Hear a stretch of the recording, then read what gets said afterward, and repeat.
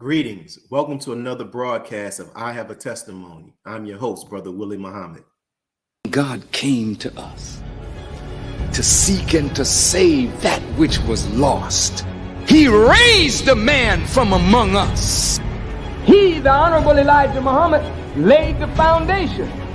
What I'm doing is something that comes from him through me, and the thing that he uses in me to do the work is my faith in him and the word that he taught. To produce men and women who wanted to clean up their life and build an independent nation for the glory of God. The Nation of Islam is filled with many great sisters who are talented, studious, and have powerful testimonies about their journeys to Islam.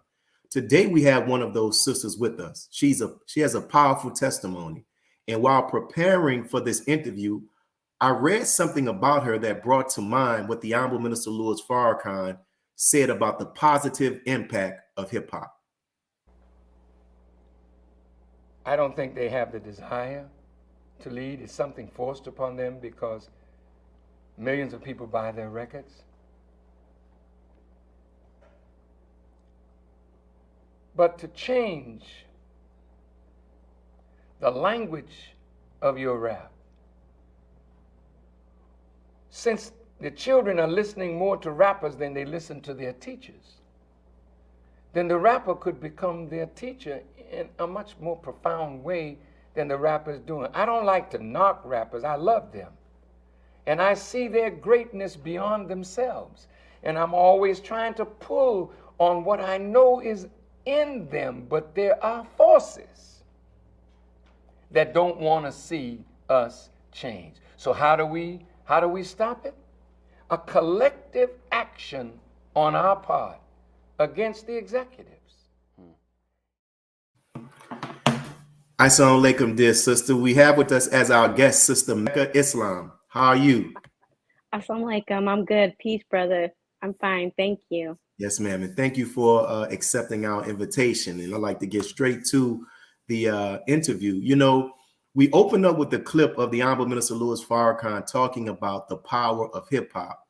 And in the article you sent me, you talked about how people think that hip hop is just, for the most part, just completely negative and has nothing of substance. However, you said that it opened your eyes to the possibility of hope and change because of the environment you were in as a child. So can you explain to the audience how this music was able to open your eyes?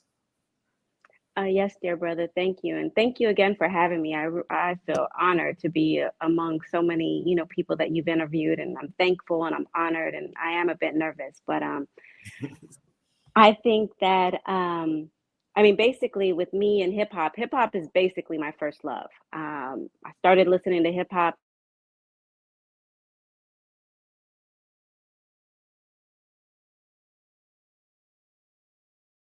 great, I want to say consciousness in hip hop. So what I was listening to was basically really considered underground. A lot of people weren't listening to it. It wasn't like the pop that was on the radio, like Slick Rick. I was listening to more like Black Watch and X Clan, Public Enemy. And so being very young and hearing, these things and hearing this consciousness, it really sparked an interest in me. And because I was always kind of like a black sheep in my family, it was like I kind of gravitated towards that and gravitated towards the music. And it just really started opening my eyes that there was something totally different than the way of life I was living or the way of life I was in.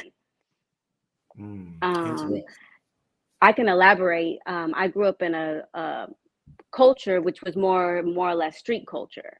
Both of my parents were afflicted with the drug addiction and alcoholism, and it was like the whole family around me, they were all succumbed to that those addictions. And so we basically lived a street culture. We were around a lot of drug addicts, prostitution, you name it, anything like that.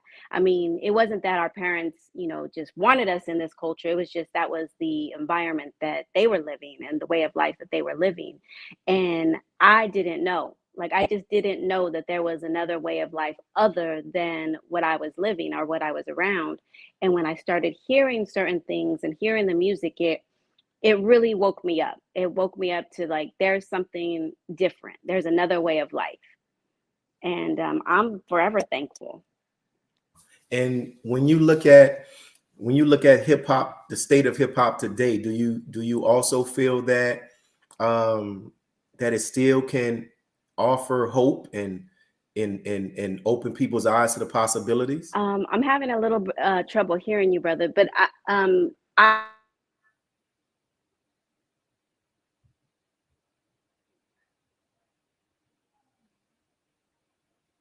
had let's see here. I'm sorry.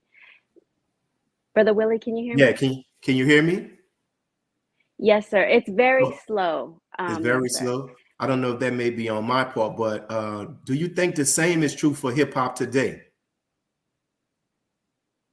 I believe, yes. You have artists like Jay Electronica, you have artists like Royce the 5'9", Jay-Z. You have older artists who are now in their 40s, but they're still carrying the torch. And they've also been an example to, brothers like Mozzie and J. Cole and Kendrick Lamar, where they're really, and even 21 Savage. When you hear the progression of their music, you hear a consciousness in them. Even Kevin Gates, you've seen his development, where they're talking about a certain way of life, but over time they gain a consciousness and they're sharing that with their audience. Good. And now your name is Mecca Islam, and it has Islam all over it. So can you share with us how you were introduced, how you became introduced and eventually started practicing Islam?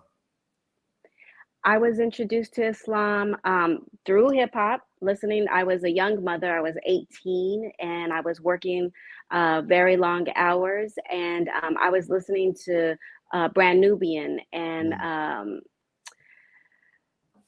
an artist who's one of my favorite MCs, Grand Puba. I was listening to his album. I think it came out in 91 or 92 called Real to Real. And he has a song on there called Soul Controller.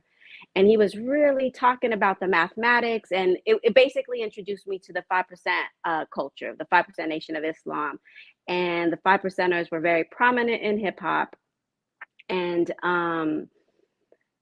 it really, like, wow, it was very powerful. And I had to know about it. I had to know more about what he was talking about. And at the time, I was doing hip hop events in Denver, and I did know some 5%ers. So to me, it was like, okay, this is interesting. This is something that's very, it sparked my interest. And I also knew when I was doing these hip hop events in Denver, I also rented the equipment from a well-known Muslim brother who was a DJ in Denver, Brother Jeff. Shout out to Brother Jeff and the 5 Points. And I also used FOI as my security at these hip hop events. And so some of the FOI did invite me to the Nation of Islam or to a meeting. And at that time in my life, I felt like the Nation of Islam would be too strict for my young mind. I thought it would be too hard to live that way of life. So I did gravitate towards the 5%ers. And as I came under the study of the 5%, that was the name that my educator gave me. He gave me a different name, which I didn't necessarily agree with. So I ended up taking on Reina Mecca Islam. Reina is my first name, and Reina means queen in Spanish. It's interesting. You talked about in something that you sent me this week about how you work to produce unity between the Black and the brown community. And when oftentimes, like our brother Abel spoke today from Chicago, when people hear about Islam, they can consider with a limited view, it's a Black thing. You know what I'm saying? And they see some of our brothers and sisters from other communities that are part of it, they don't feel like Islam is a religion for people of that ancestry. So, have you encountered such thoughts of people being shocked that, oh, you are a Muslim, Mecca Islam? And if so, how have you responded to such? And how do you help them to get a proper understanding? Brother, can you drop the question in the chat? I'm sorry, I did not hear it. It's kind of very slow on my end. I apologize. That's no problem. We're gonna work it overcome. Here we go. Here we go.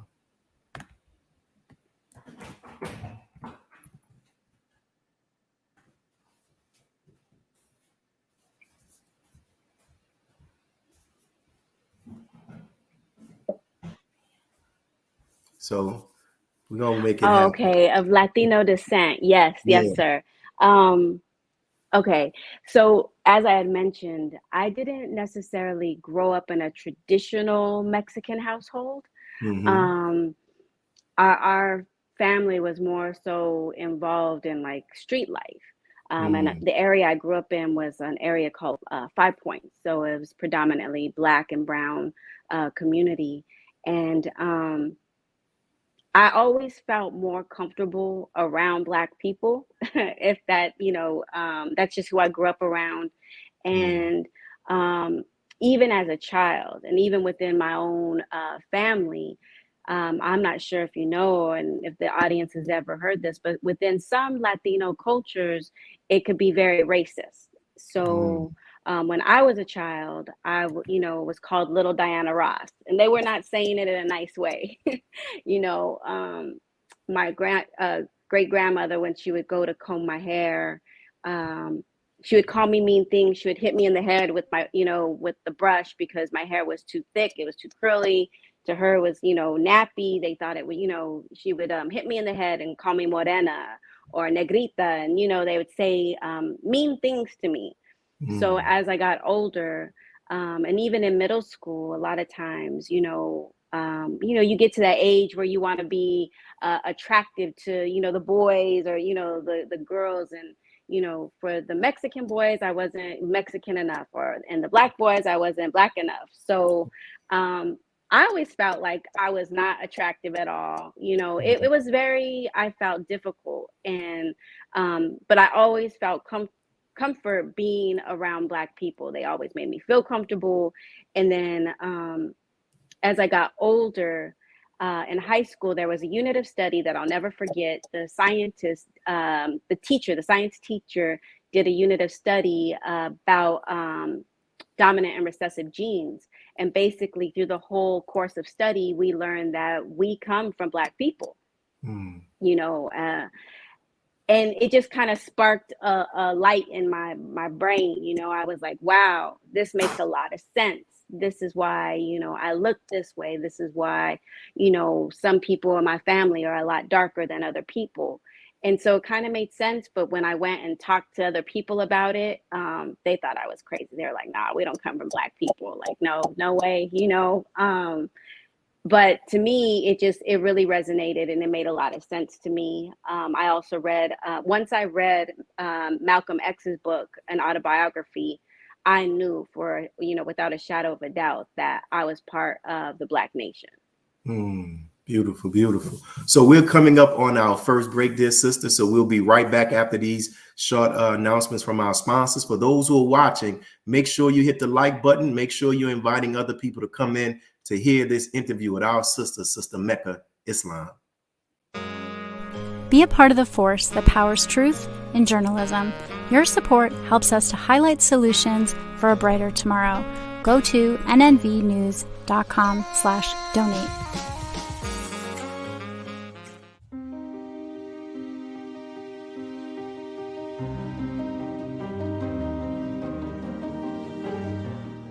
Now you can get the same uncompromising truth you've come to expect from the Final Call newspaper on all your connected devices. Subscribe to the Final Call Digital Edition today. Go to subscribe.finalcalldigital.com.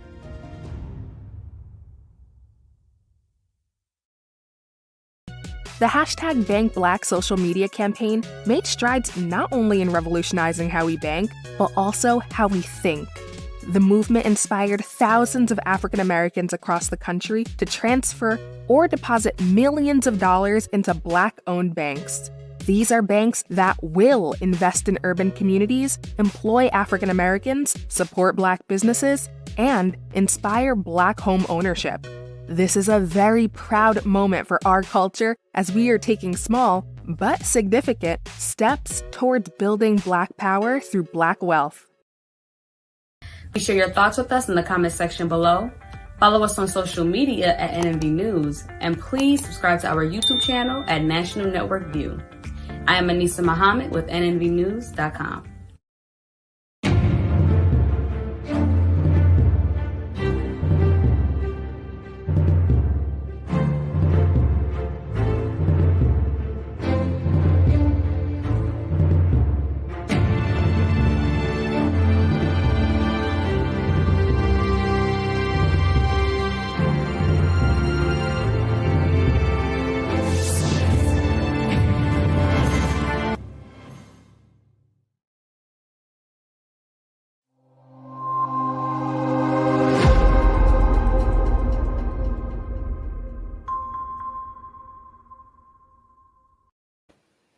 So we're back, brothers and sisters. Thank you all for tuning in with this interview with our sister, Sister Mecca Islam.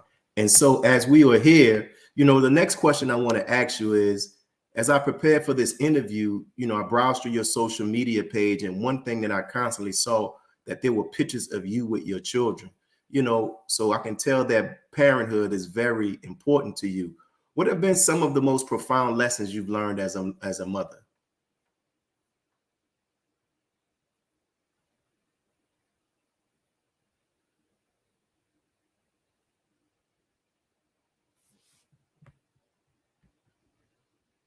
You're muted, dear sister. You're muted. There you go. Okay, can you hear me, brother? Yeah, so what I'm were you sorry. saying? What's some of your profound lessons that you've learned as being a mother? My children I'm like totally in love with my children. Having my children saved my life. Having my first child, I was 17 years old, and I was still living in the streets, living that, street life, doing a lot of things I should not have been doing, being very reckless with my life. And when I had my first son at 17, I was still out there, but I knew that I had to, gradually make a change and strive for better. And so I'm in awe of my children. My children are everything to me. And I think that they inspire me to be better. I have my oldest child who, I think all of us kind of know, you're always harder on your children. And my oldest 3 children are boys. And I was always kind of hard on them and a little, I don't want to say aggressive, but, when you're an old school parent, you kind of, a little heavy handed with the discipline and whatnot. But my boys give me a lot of grace. My sons give me a lot of grace, and they always tell me you're a good mom. However, I do have my youngest daughter who is, she's 17, she's gonna be 18 this year. And she has definitely been a shining light. When she was born, when she was an infant, she was only a few months old, and they thought she had a rare form of eye cancer. And it was very, I don't want to say traumatizing, but it really makes you, search and dig deep within to, strive to understand, why this is happening. And she has always brought me great, the eyes are, to see, and to see means understand. So when we went through that with her, it just made me realize that I need to have a better understanding with things and to slow down and not be so quick to react. And with her, she has just always been a fighter. She overcame that affliction. It wasn't eye cancer. It was just, something that she had going on with her eye. But she had always been a feisty child. When she was around 2 or 3, I remember snatching her up. You know how we do when children are not behaving, out and about. And I went and I snatched her up and I said, look, little girl, it's my way or the highway. And she, stood there steadfast and said the highway. And I realized that she was a different type of child. So, my other children, I could, put them in the, if I had to spank them, I'd spank them and, put hands on them and, set them, and they would sit down. I'd say, be quiet, don't say anything. With her, as she was a child and the baby, she would say, why can't I speak? I have something to say. Or if I go to, spank her or, discipline her, she would kind of, pull away from me and say, no, that's inappropriate. I'll just sit in timeout. I'll think about what I did. And this is a young child, 5 and 6 years old. So she has actually really grown me as a parent and as a woman and a mother, because she is, makes me think. And she was like, well, why are you reacting this way? Well, why do you behave this way? And I'm like, you are a child. Do not tell me. But she actually really has opened my eyes to certain things on my parenting. And the way that I interact with her, we have a very close bond. And I have a close bond with all my children. But the way I interact with her has shown me how to engage better with my other children. And it's a beautiful thing. Our children actually really grow us. They really do. That is true. And as we're talking about children, you sent some pictures for our production team to use during this interview at our request. And out of all of the ones that you sent, there was one that you had with you and your sons at the Million Family March. And you said that this is one of your favorite photographs of you and your sons. Can you explain why this image with you and your sons at the Million Family March just means so much? Yes, sir. That picture, I believe the Million Family March was in 2000, if I'm not mistaken. And that is a really beautiful picture to me, because I didn't actually, like I had mentioned, my foundation in Islam and knowledge of self is the 5% Nation. And being a 5%er was very, it's always been something I'm very proud of. It's given me a strong foundation in Islam and my lessons. And when I decided to join the Nation of Islam, I did so in the late 90s, around 98, I believe. And it was because there was a lack of sisterhood. I didn't have many sisters in Denver, Colorado that were 5%ers. And I noticed, because of the fact that I was around so many of the gods and so many of the brothers, I took on that demeanor. I was very fiery in my approach and how I spoke to people. And I realized that I wanted to be more around sisters and women, and I needed that in my life. And so I decided to join the Nation of Islam. And the brother at the time, who was my educator, was my husband.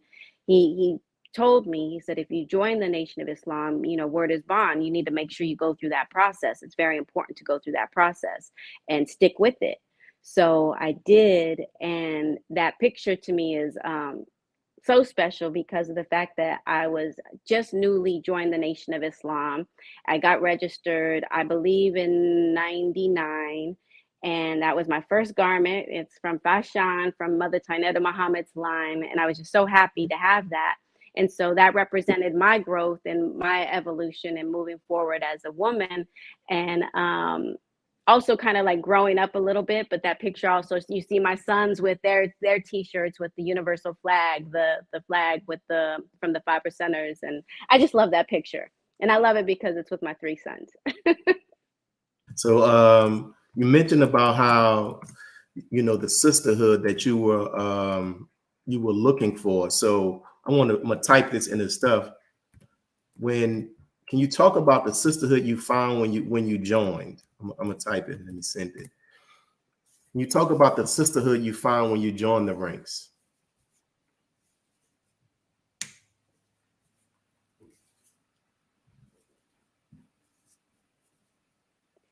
When I joined the Nation of Islam, yeah, the way I was taught, because the brother that taught me, his foundation was also the Nation of Islam, but very young. And so the way he taught me was the beauty of Master Fard Muhammad and Allah coming in the person of Master Fard Muhammad, and the beauty of the messenger and everything that the messenger taught. And so I'm not even I would say most 5%ers don't get that history and that love. I was taught highly regarded love for Master Fard Muhammad and the most honorable Elijah Muhammad. And, I was taught that the father, Brother Clarence 13X, took the teachings to the streets, to the youth of New York City, and for that purpose, so that he could directly teach the youth. He had his own mission. And so the way I was taught was I had a high regard for the brothers and sisters in the Nation of Islam. I saw them as family. So when I went into the mosque, I already had knowledge of self. I knew my lessons. I had already read Message to the Black Man. I was there because I wanted to, learn about the MGT teachings. I wanted to learn about, I thought there was going to be some secret MGT lessons. I already knew my lessons, 120. So I was like, okay, I'm going to get the MGT lessons. That's what I need to know. I thought it was going to be like this little secret to unlock, my ways and actions. And I was treated very well by the brothers and sisters in the mosque. And it also didn't hurt that I had a business there in Denver. I was co-owner of a hip hop culture shop. It was called Divine Essence, and we sold all the Messenger's books there. We were advocates of the Messenger's teachings. So not only were we promoting hip hop and doing hip hop events for the youth in Denver, we also were promoting knowledge of self and, people getting knowledge. So a lot of the brothers and sisters from the mosque already knew me from the shop and knew, my works doing events and whatnot in Denver. And so I was treated very, very well. I was given a post immediately because since, I knew so much and, they kind of were like, okay, all right. I progressed through my processing class very fast. And it was an honor and a blessing. And I was just treated very well by the brothers and sisters and just treated like family. Thank you for sharing that. And we're coming up on our next break. So we're going to pause to hear some more announcements from our sponsors, and we'll be back to hear more of this dynamic interview with our Sister Mecca Islam. Peace. Be a part of the force that powers truth in journalism. Your support helps to combat false media. Cash App, NNV News. AsiaticMinds.com. Online education, helping our children to discover their God-given skills, gifts, talents, and passion that will allow them to see their greatness, as well as the greatness of our people. And upon discovering that greatness, infusing them with the desire to use it for the betterment of themselves, their families, our people, and the world. 2022 through 23 enrollment waiting list open now. Visit AsiaticMinds.com. Worldwide, 24 hours a day, 7 days a week. Download the Final Call Radio app and take us everywhere. On your phone, on your computer, on your tablet, on Instagram, Facebook, and Twitter. You can also log on to finalcall.com and click the Listen Live button or finalcallradio.com. Final Call Radio, the official voice of the Honorable Minister Louis Farrakhan and the Nation of Islam. Thank you for tuning in to NNV News. Please share your thoughts with us in the comments section below. Follow us on social media at NNV News, and please subscribe to our YouTube channel, National Network View. This is Clifton Muhammad with NNVnews.com.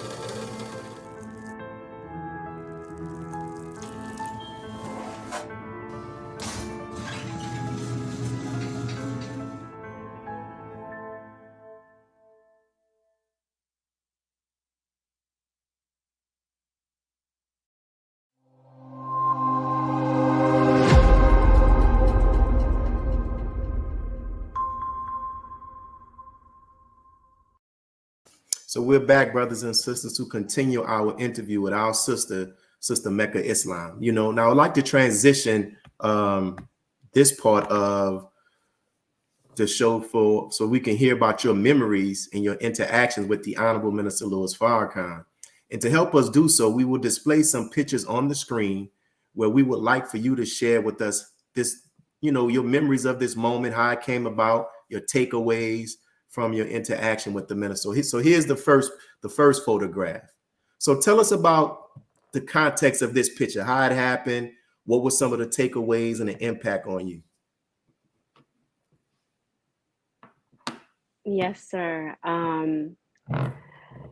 It, words can't even express how I felt in that moment to just be in the minister's presence. The picture, or the reason I was able to have an audience with the minister is also in the picture is the minister's granddaughter, Queen Yanajdaha Lone Wolf, who is a dear, dear sister of mine and very close comrade, and I'm considered a, just a very dear sister, very close, good friend. And I was doing work with her. I was invited by her and Brother Minister Abel to help and assist with the Justice or Else. And that was in '94 that, I actually had the opportunity to bring Brother Abel out. Myself and another sister brought him out to speak in Los Angeles. And this was in 2014. And it was the year before the 20th anniversary of the Million Man March. And he had mentioned to me, the work that he had done with Sister Yanajdaha. And so I was invited by both Brother Willie Muhammad and Queen Yanajdaha to assist them for Justice or Else, and to be able to just do some organizing. That's what I do on my end, is I do a lot of strategic planning and organizing. And that's what we were able to do for Justice or Else, was to bring tribes from all over the country and tribal leaders and dignitaries to Justice or Else for the grand entrance. And that picture was just, I was able to be able, Yanajdaha host at Savior's Days, a lot of dignitaries and a lot of celebrities. And so along the line, when we, walk the celebrities in to let them know what to expect when meeting the minister, I was also able to go in and meet the minister. That was my second time meeting him. That picture is my second time meeting him. And the minister to me is not someone you stand over. And so as soon as I was in his presence, I wanted to kneel down and show my respect, and just to let him know what an honor and a privilege it is to just even be in his presence. And I even get emotional just thinking about it, because it was just very, very powerful. The moment you're in his presence, you just want to give him the utmost respect and love. And I did tell him that I loved him, and I was very thankful for every single sacrifice that he's ever made. What do you remember? Anything that he shared with you and that pic? I'll type it. Second to all. Is there another picture? Oh, yeah, wait. Let me see. He just said thank you, and he said I love you too. What he would just say to people. He told me he was thankful. And Yanajdaha, in that same picture, she was letting him know that I was there with her and I was assisting her to make the, Justice or Else successful. And in that, picture, he was just, expressing his thanks. And it's very quick. Anyone who's ever had an audience with the minister, you're kind of in a line of people and the guests are going through. And so I just, again, I just remember it was almost like the entire world filled with light, I just, I think I cried a little bit. I was just so thankful. And I just know he said, you're welcome and thank you for all you do. It was very brief, and it was, he was just, of course, humble and beautiful as he always is. Yes. And now we're going to show this second pic, which I believe this was the first time that you met him. So the same thing, can you explain this pic? Yes, sir. This picture was at it was a conference, I believe, that was in Atlanta, maybe in 2016 or 2017. And again, Yanajdaha was hosting a number of dignitaries and celebrities. And so when we took them back, there were some dignitaries that it came in from Justice Orals that didn't get to meet the minister the previous time.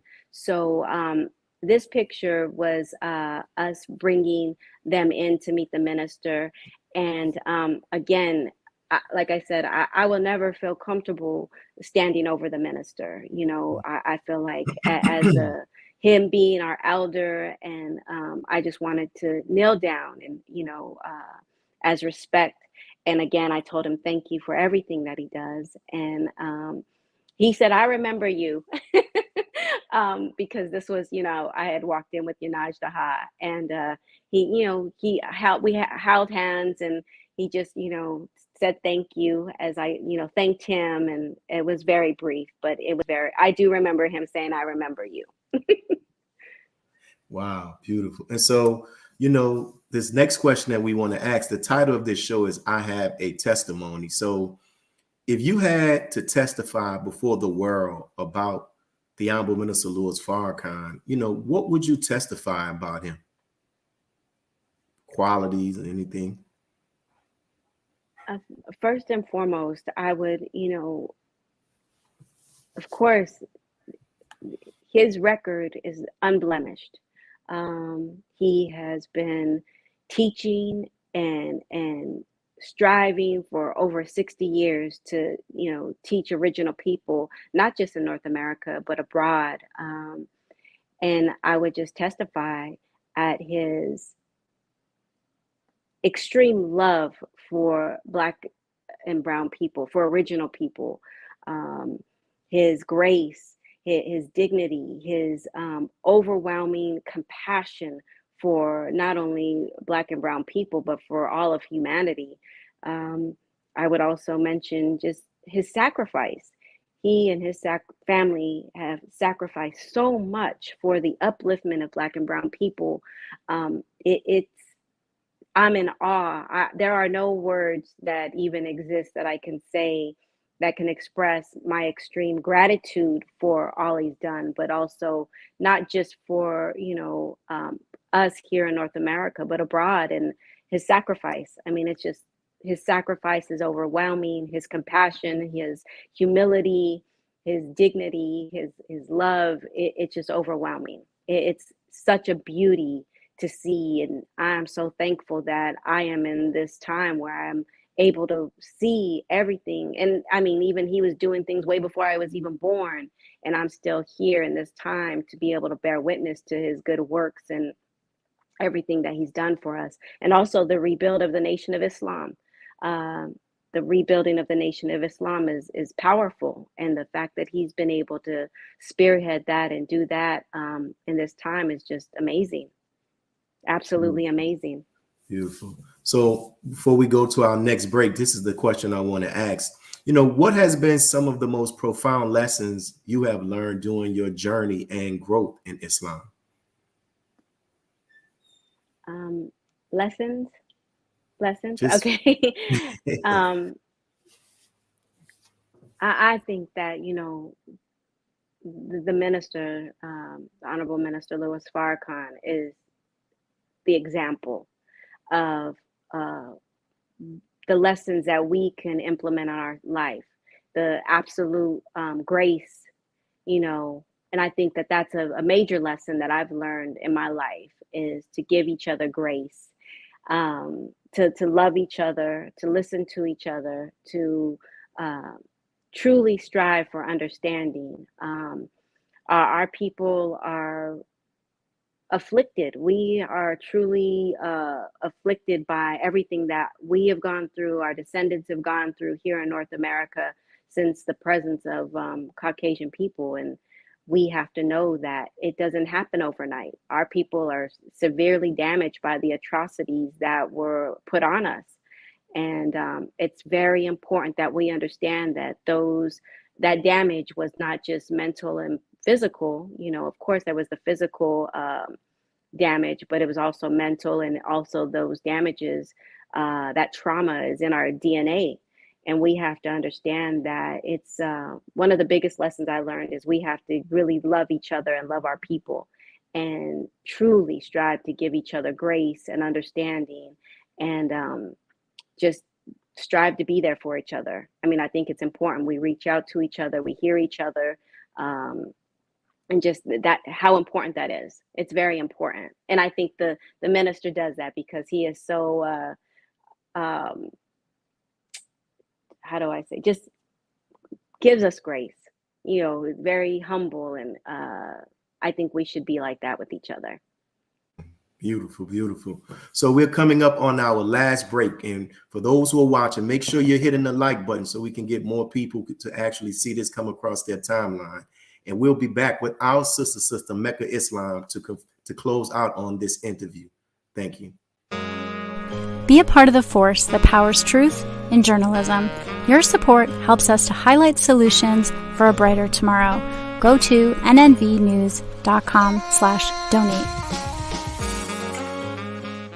Individually, we are poor when you compare us with white society in America. We are poor. Collectively, we are richer than all the nations in the world with the exception of 9. That's power right there if we know how to prove it. We begin the process of building a greater economic base. And at the same time, we are putting pressure where it really hurts. We don't have to argue with anybody. We just need to go around to these stores and to these massive industries in our country. Say, God sent us by here to say to you that you're not treating His children right.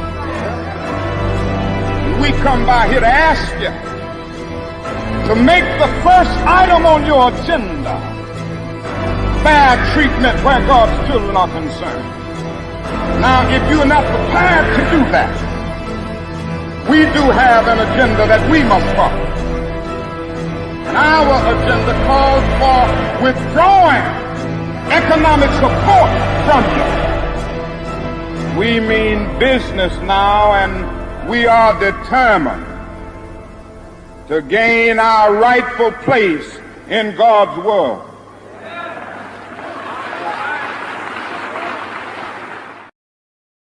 AsiaticMinds.com. Online education, helping our children to discover their God-given skills, gifts, talents, and passion that will allow them to see their greatness, as well as the greatness of our people. And upon discovering that greatness, infusing them with the desire to use it for the betterment of themselves, their families, our people, and the world. 2022 through 23 enrollment waiting list open now.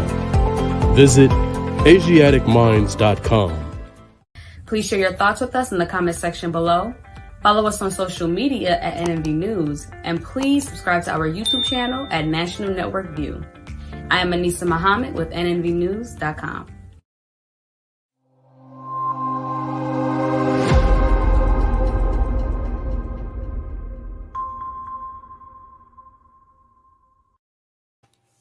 And so we're back, brothers and sisters, to complete the final portion of our interview with our sister, Mecca Islam. You know, in your article, you talked about, you said, quote, movies like Beautiful Boy, Ben is Back, The Requiem for the Dream, and Less Than Zero have opened the eyes of the upper and middle classes to these realities, talking about the reality of the damaging impact of drugs, right? So I haven't seen any of those movies, and it made me think about like what J. Cole talked about in one of his rhymes. So can you explain how those movies have done so?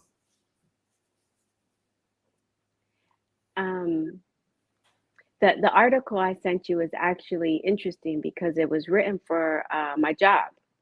I work in corporate America. I work in an international engineering firm where we have offices in close to 70 countries. And it is 90%, 95%. The leadership is Caucasian. And so there is very little, representation in that environment as far as with Black and brown people. And so I wrote that. I was asked to write it for their newsletter, a DNI, EDNI newsletter, which means equality, diversity, and inclusion. Anyway, I list those movies because now with what's happening in white America with the opioid crisis, addiction is no longer criminalized.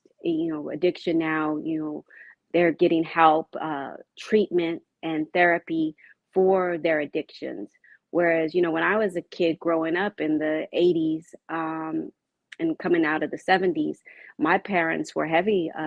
They were heavy drug addicts and went in and out of prison. And if they would have been able to be given the opportunity for treatment programs and therapy, I believe that, it would have been different for them. And so I know my parents are not alone in that. Our people were severely afflicted by, the drugs that were pumped into our communities in the 70s, 60s, 70s. And then when the crack era hit in the 80s, it was generations of, thousands, if not millions of families that were afflicted by addiction and drug use. And we did not get that treatment. It was criminalized. Children were put in foster care. The foster care system is terrible. Horrific things happen. They're taken away from their families and their children, parents and grandparents. I mean, even my grandmother did time. So not only were my parents in and out of prison, but my grandmother also went into prison. So I cite those movies because when white people now see these films that are being made about addiction, it turns their hearts, and they're able to, have more of an understanding and more compassion for addiction and for people that are struggling. And I really think that, of course, we can't go back in time. We could only move forward, but that same treatment should have been given to our people, and our people would have had a better chance. And so that was what was behind that article, and, me citing those movies. Good. And we're coming up on, this is another question just popped in my mind, but I asked you this question. In closing, was there anything you wanted to share that you did not get a chance to share during this interview? If so, feel free to do so now. What else would I like to share? When you mentioned about my Latino background or my, Mexican background, I do want our brothers and sisters to know, for me, it was easy to accept the teachings. I was truly lost in the streets, doing things I should not have been doing and being around things I should not have been. And the moment I read Message to the Black Man and I read it for myself and I accepted it, it was like a light came on, and I no longer felt that feeling of being lost. And it was a true blessing. But it didn't happen overnight. Like, I did not just become a person overnight who was not afflicted by things that I had come up in. My sobriety was very important to me, but having Islam and coming into the teachings, it made it, that is not part of our culture. So it was just something I didn't do. And it gave me the strength to persevere. And, within some Latino communities based on the coast, if you're on the East Coast and you're Puerto Rican or Cuban or Dominican, it's a lot easier for you to accept that you're of African descent, or you have, that you're Black. Whereas on the West Coast, and it's a totally different environment and it's a totally different culture. So when I was growing up, it was kind of, people did not want to accept that. What we have to understand as quote unquote Latino people is that nationality and ethnicity are two totally different things. And nationality is just a border. It's just something that was drawn, and that wasn't drawn by us. That was drawn by white people when they came over and colonized us. So it's really important to understand that we have linkage and lineage to Africa, and we have to accept that and understand it. And I tell people all the time, 75% of the slave trade went to Mexico and South America. And that's a large number. And even when you're in the southern part of Mexico, you see the African presence is very real. And a lot of within Latino culture and even in their societies is placed a caste system. And the darker you are, the lower in the society you are, the lower you are in your family, the worse off you're treated. But the lighter you are, you're treated better. And we have to know where that comes from. And whenever I'm around Latino people and I'm given the opportunity to speak on those things, I do, because I think it's very important for us to understand that nationality should not dignify, or not dignify, but not designate who we are. And it's funny because people have such a hard time accepting their Blackness, but they'll be quick to accept being white. And I'll never understand that. Like that, you could be the darkest Dominican and they're adamant that they're not Black. You could be, the darkest Honduran and they'll adamant that they're not Black. And that comes from not what they see, but what they were taught by their society and the colonization process that happened. We were really, truly taught to hate ourselves. And when we can come out of that and we can truly recognize who we are and our origin in this world, it will be better off as a people. And when we can unify the Black and brown people, we will be better off as a people. And I believe that it's really important for us to, something I live by the Most Honorable Elijah Muhammad is accept your own and be yourself. And we have to do that. It's really time and it's imperative that we do that. And this is one more question. This is the last one. So you talked about the lessons quite a bit. Can you share with the viewing audience some of the methods you use to learn and study the lessons and share some words about their importance? Well, I'm an old school 5%er. So we, with the lessons, it's really important to study them. And I was taught several different ways, going one by one, lesson by lesson, looking up any words you don't know, and even words you do know, looking them up in the dictionary, and also looking up the other meanings and other words in the thesaurus just to make sure you understand the words. And I was taught, memorization of the lessons. You write them 7 times, say them 7 times, write them again. Also within the 5%, when you have a close brother or sister and you're learning and studying with, you go through the lessons together, you do the question and answer. So I'm a little dusty on my lessons right now. But I think it's very important. When you're younger and you're new to Islam, it's important to, anyone who I've ever been approached to, learn and study. That's always what I always tell them is the first thing to do is to read Message to the Black Man by the Most Honorable Elijah Muhammad. That's like the basic, fasting and just to learn and study. I think that it's important, but the study part isn't just reading it and being able to memorize it. It's also really key to practice what you are learning and striving in little ways. It doesn't happen overnight, believe me. When I was 15 or 16, some of the stuff I was doing, I would have never thought in my life that I could say I was clean and sober for 25 years or, I didn't do drugs or, sell drugs or anything like that. It happens over time. And inshallah, whoever would like to learn about Islam, they have the opportunity to do so. Beautiful. But it's not easy. It's not easy at all. It's a sacrifice.